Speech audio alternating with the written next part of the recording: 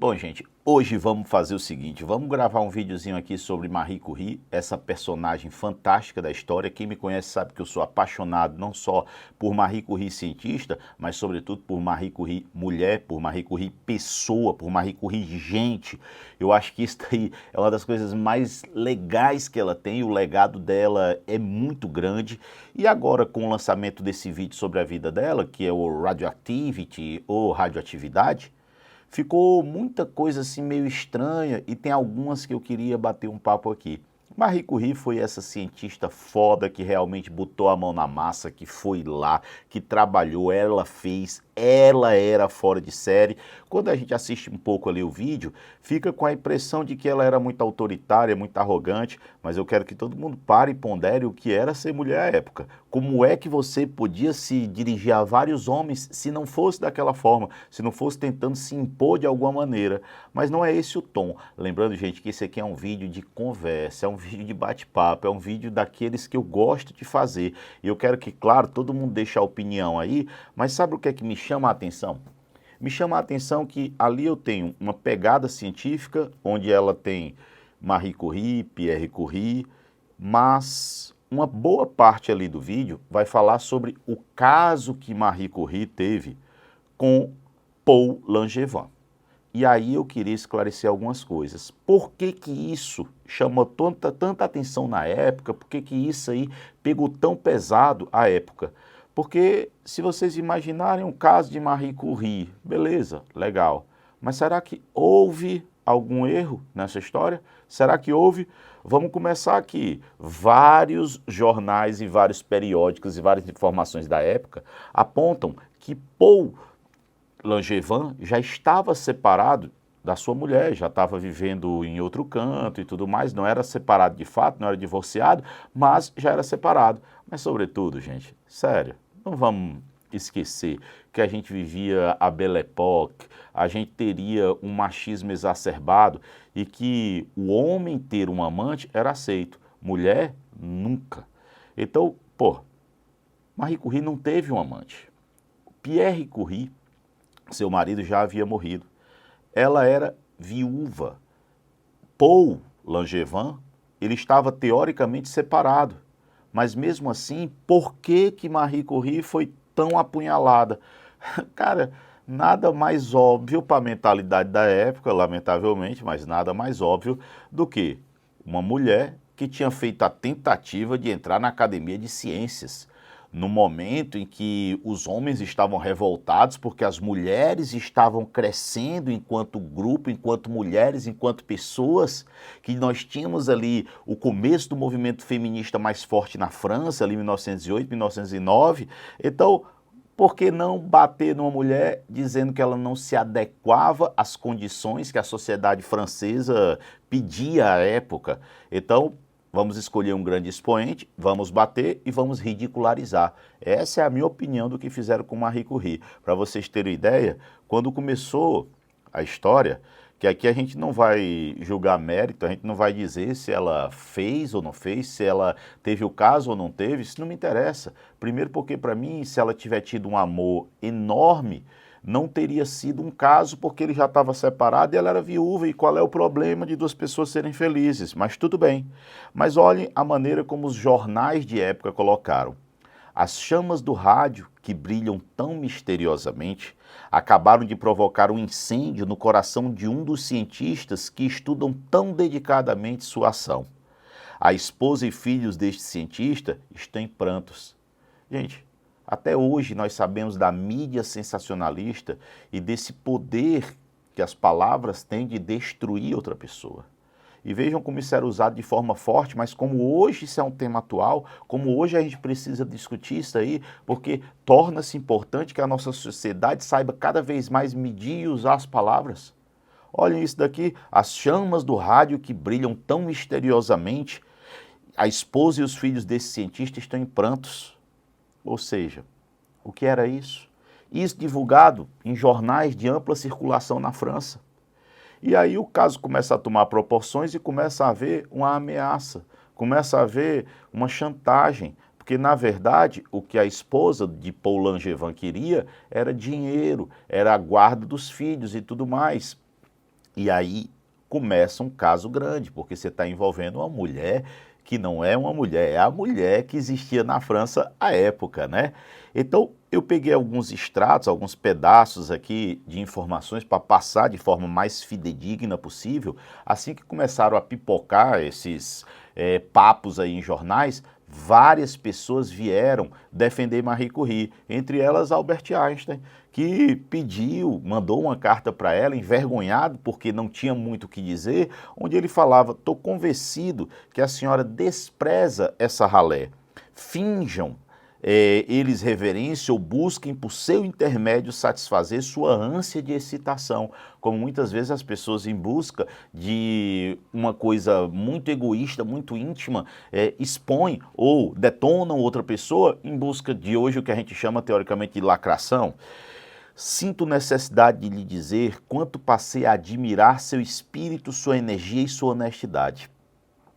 Considero-me feliz por tê-la conhecido pessoalmente em Bruxelas. Sempre estarei satisfeito por ter entre nós pessoas como a senhora e como Langevin, seres humanos autênticos em cuja companhia podemos alegrar-nos.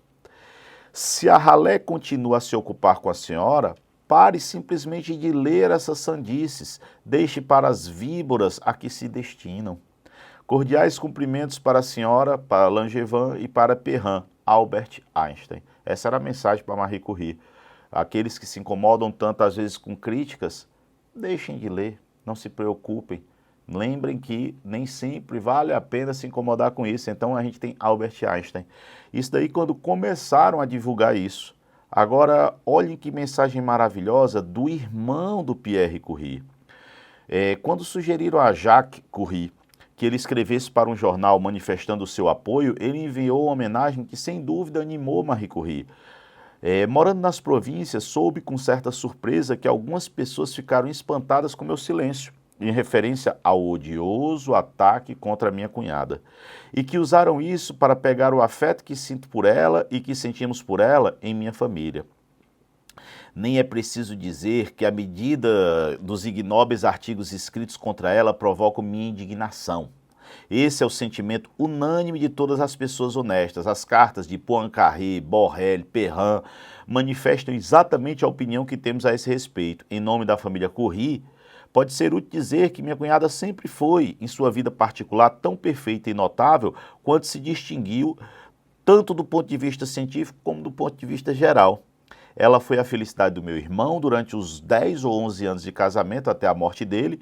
É impossível imaginar que duas naturezas se entendessem tanto. Ela foi a felicidade do meu pai durante os últimos anos de sua vida, que passou sozinho com ela e com suas filhas. A afeição que sentiam um pelo outro era real e completa.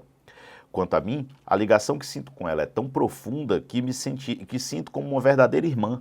Creio que posso dizer que temos plena confiança um no outro, no fundo de nossos corações, e que nada no futuro nos separará. Jamais. Então isso aqui é o irmão de Pierre Curie reagindo ao que estavam fazendo, às difamações que estavam fazendo. Bom, isso aí é triste. Eu separei, como eu estava dizendo, várias coisas que tem aqui sobre esse papo. E aí, olhem que coisa maluca. Chamaram um policial, na verdade um teoricamente delegado famoso na época, e os amigos de Marie Curie foram falar com ele para ver o que é que a esposa de Paul Langevin queria. E tá aqui, ó.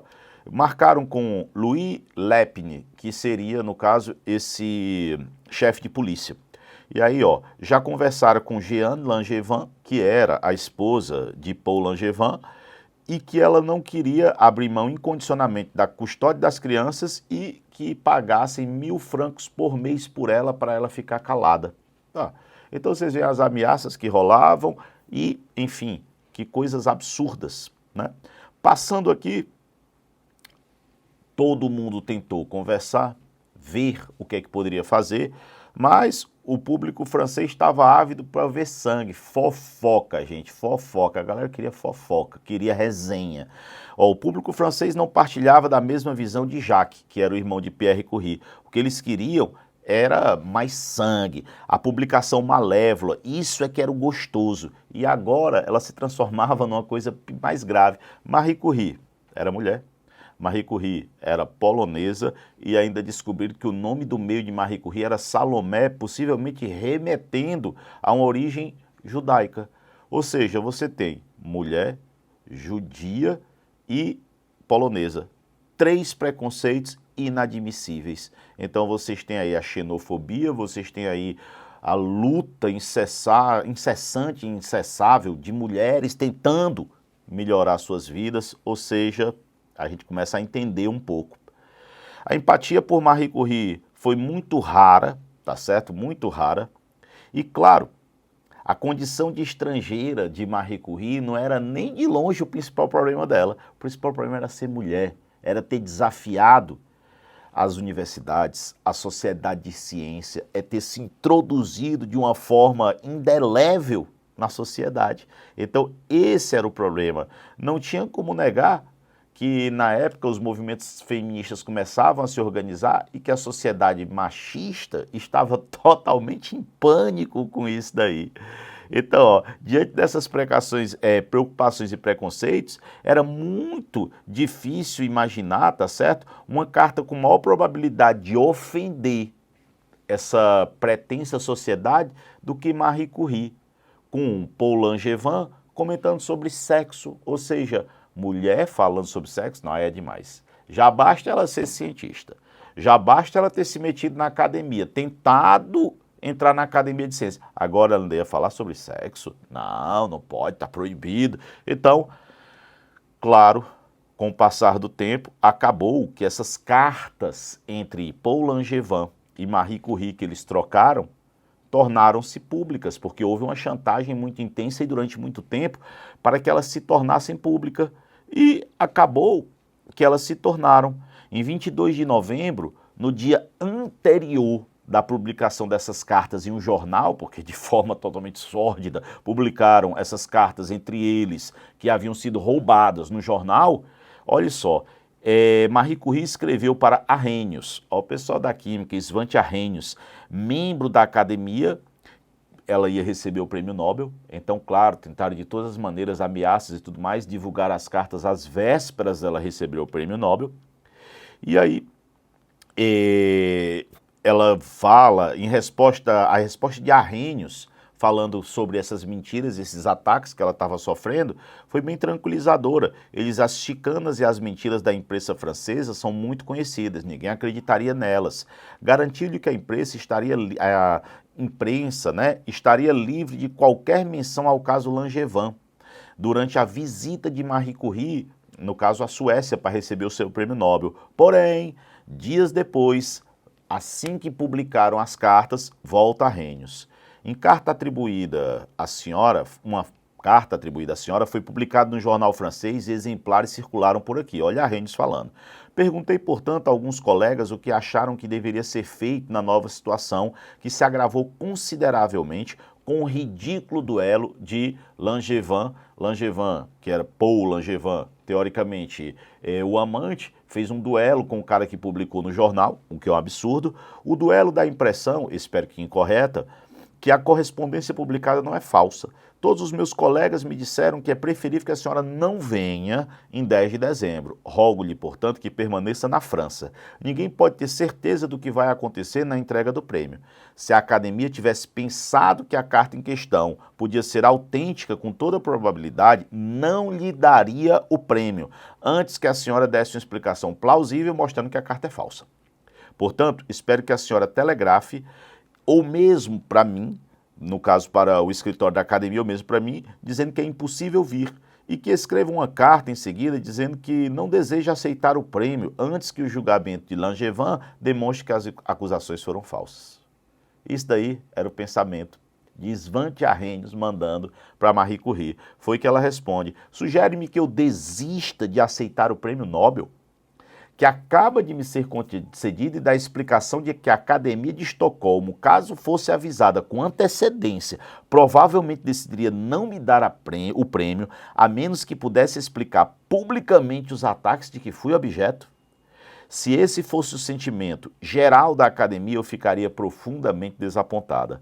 Mas não acredito que caiba a mim conjecturar sobre as intenções e opiniões da Academia. Devo, portanto, agir de acordo com minhas próprias convicções. A ação que me aconselha me parece que seria um grave erro de minha parte. De fato, o prêmio foi concedido pela descoberta do rádio e do polônio. Acredito que não existe ligação alguma entre o meu trabalho científico e os fatos da minha vida particular. Não posso aceitar a ideia, em princípio, de que a apreciação do valor do trabalho científico deva ser influenciada pela difamação e pela calúnia referentes à vida particular. Estou convencida de que esta opinião é partilhada por muitas pessoas. Estou muito triste com o fato de que o Senhor mesmo não pense assim. Eis a resposta de Marie Curie. Eis a maneira de se colocar diante de uma coisa tão grave. E Marie Curie foi receber o seu prêmio, foi ovacionada, foi para várias reuniões e, claro, mostrou o poder da mulher, a força da mulher, e dessa forma ela teve uma contribuição, de se duvidar, até maior do que suas descobertas científicas, que seria, no caso, de tornar a mulher mais igual, mais respeitada, mais ouvida, ou seja, um salve a Marie Curie. Tem alguns livros, esse aqui é um deles, ó, Histórias Periódicas, que falam, e aqui tem um final dizendo assim, ó, um dos maiores legados de Marie Curie é o efeito que exerceu à sua volta. Ela recebeu muitas mulheres no seu laboratório. Uma delas foi Marguerite Perret, que descobriu o frâncio em 1939. Perret, como um lava-prato de restaurante que se transforma em chefe, passou de lavadora de tubo de ensaio a primeira assistente pessoal na preparação de Marie e mais tarde tornou-se uma excelente cientista. E aí, em 1962, ela foi a primeira mulher a ser eleita na Academia Francesa de Ciências, a qual, por chauvinismo, excluíra Marie Curie e Irène Curie. Então, ó, isso é um depoimento que não é a minha opinião, porque a minha opinião é clara, mas sim são fatos que mostram que como é danoso as pessoas fazerem fofoca, tripudiarem da vida alheia, falarem sem conhecimento de causa, exporem determinadas situações que não fazem sentido, tentarem denegrir pessoas como Marie, Maria, Salomé, Sklodowska Curie. Um beijo a todo mundo, eu espero que vocês entendam, que comentem o que vocês acham, mas um salve a essa mulher fora de série. Beijo, galera!